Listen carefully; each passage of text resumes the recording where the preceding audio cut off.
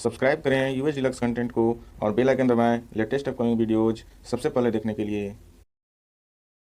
गृह मंत्रालय ने अपने 21 अप्रैल के आदेश द्वारा बीज और हॉर्टिकल्चर प्रोड्यूस के आयात निर्यात संबंधी सुविधाओं को, कृषि और हॉर्टिकल्चर के क्षेत्र की रिसर्च संस्थाओं को तथा मधुमक्खी उत्पाद एवं शहद संबंधी आवाजाही को छूट दी है।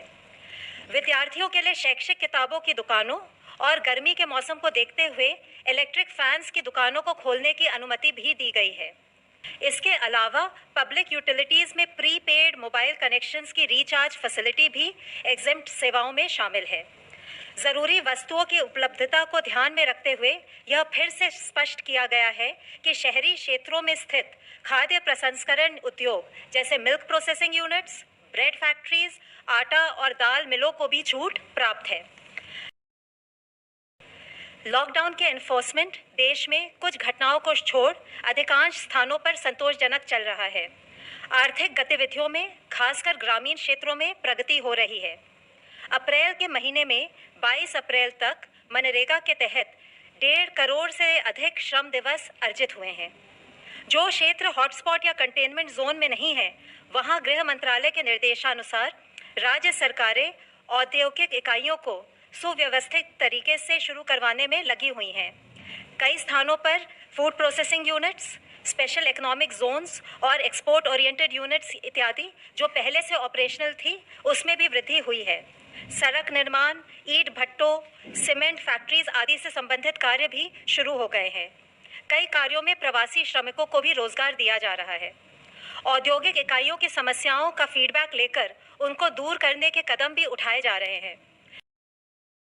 हमारे चिकित्सा क्षेत्र के भाई और बहन बड़ी निष्ठापूर्वक खुद की परवाह किए बिना कोविड-19 से हमें बचाने के लिए महत्वपूर्ण योगदान दे रहे हैं। इस संदर्भ में माननीय सर्वोच्च न्यायालय ने भी आदेश दिया है कि डॉक्टर्स और मेडिकल स्टाफ को पर्याप्त सुरक्षा दी जाए। गृह मंत्रालय ने समय समय पर इस संबंध में सभी राज्य सरकारों को पत्र लिखकर सलाह दी है कि सभी डॉक्टर्स और मेडिकल स्टाफ को पर्याप्त सुरक्षा दें, चाहे वे हॉस्पिटल में कार्य कर रहे हों, क्वारंटाइन सेंटर में हो या परीक्षण हेतु फील्ड में जा रहे हों। अगर किसी भी मेडिकल स्टाफ के खिलाफ कोई भी हिंसा या अनुचित व्यवहार की घटना होती है तो दोषियों के खिलाफ आपदा प्रबंधन अधिनियम 2005 के अंतर्गत सख्त कार्रवाई होनी चाहिए। इसके बारे में जनता में भी जागरूकता पैदा करनी चाहिए। हमारी उम्मीद ये है कि इन सब कदमों से लॉकडाउन सफल रहेगा, एक्टिविटीज सुचारू रूप से प्रारंभ होंगी तथा हम कोविड-19 की चेन को तोड़ने में कामयाब होंगे। धन्यवाद। कल से पिछले 24 घंटे में अगर देखें तो देश में 1409 total positive confirm cases additional आए हैं, which takes our total confirm cases to 21,393। इन केसों में अगर देखें तो total cases under active medical supervision 16,454 हैं। एक पॉजिटिव न्यूज़ के रूप में मैं आप लोगों की दृष्टि में लाना चाहूँगा कि अब तक टोटल 4,257 लोग क्योर हो चुके हैं। इवन कल में ही 388 एडिशनल पेशेंट्स क्योर हुए हैं, जो कि हमारा टोटल रिकवरी रेट देखें तो 19.89% तक लेकर जाता है। पिछले 28 जिलों में, जैसे कि इससे पहले हम आप लोगों की दृष्टि में लाए हैं, 4 जिले थे जहां पर कोई केस नहीं आए थे, अब वह संख्या बढ़कर 12 हो चुकी है। 8 नए जिले ऐड हुए हैं, वह है चित्रदुर्ग कर्नाटका में, छत्तीसगढ़ में बिलासपुर, इंफॉल वेस्ट मणिपुर में, आइजवाल वेस्ट मिजोरम में, भद्राद्री कोत्तागुड़म तेलंगाना में, पीलीभीत उत्तर प्रदेश में, SBS नगर पंजाब में और साउथ गोवा के अंदर। देश में 78 ऐसे डिस्ट्रिक्ट्स हैं जहां पर पिछले 14 दिनों से कोई केस नहीं आया है।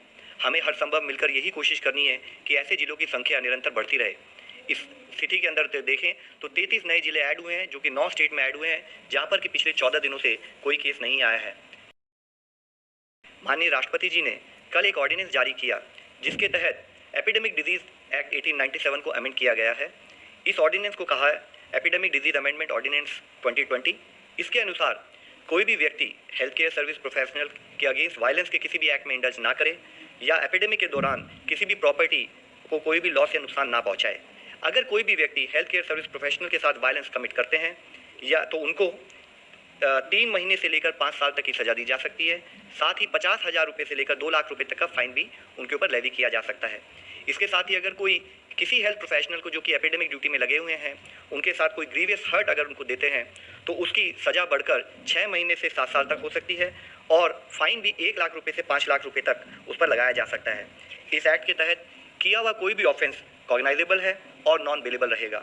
जो भी पर्सन इस एक्ट के तहत कन्विक्ट किए जाएंगे उनको कंपेंसेशन भी पे करने के लिए वे लायबल होंगे, और कंपेंसेशन जो हो सकता है वह जो भी फेयर मार्केट वैल्यू होगी डैमेज प्रॉपर्टी की या जो लॉस उन्होंने कमिट किया है उसकी ट्वाइस द अमाउंट हो सकता है।